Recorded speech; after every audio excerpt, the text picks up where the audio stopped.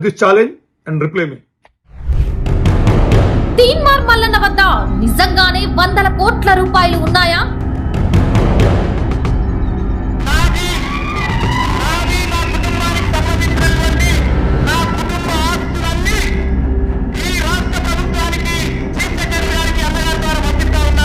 సొంత ఆస్తులు సర్కారుకు రాసి ఇవ్వడం వెనుక అసలు ఉద్దేశం ఏంటి?